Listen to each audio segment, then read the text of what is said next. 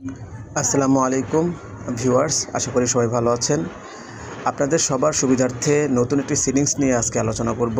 খুবই গুরুত্বপূর্ণ একটা সেটিংস, যেটা সবারই জানা উচিত। বর্তমান প্রেক্ষাপটে দেশের পরিস্থিতিতে আপনার এই বিষয়টা জেনে থাকা অত্যন্ত জরুরি। সেই জন্য আমরা এই ভিডিওটি নিয়ে আসছি।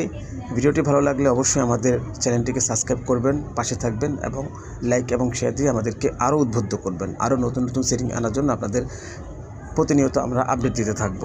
সুতরাং কথা না বাড়িয়ে আমরা চলে যাই আমাদের সেই কাঙ্ক্ষিত সেটিংসে যাওয়ার জন্য আপনাদের প্রথমে চলে যেতে হবে আপনাদের মোবাইল সেটিংসে। সেখান থেকে আপনারা স্ক্রল করে একদম নিচে, বা মোবাইলে এক একটা সিস্টেম থাকে, গুগলে চলে যাবেন। সেখান থেকে আপনাদের এখানে অল সার্ভিসে চলে যাবেন। তারপর আপনারা একদম নিচে দেখবেন থিফ প্রোটেকশন একটা অপশন আছে, সেই প্রোটেকশনে ক্লিক করবেন। এখান থেকে দুইটা অপশন চালু করা থাকবে, অর্থাৎ থিফ ডিটেকশন লক এবং অফলাইন ডিভাইস লক। এই দুইটা লক যদি আপনি চালু করে রাখেন গুগলের সিস্টেম থেকে, তাহলে যে কোনো সময় আপনার মোবাইল যদি অফ আর অন করেন, তাহলে অবশ্যই সিকিউরিটি সিস্টেম থাকবেই।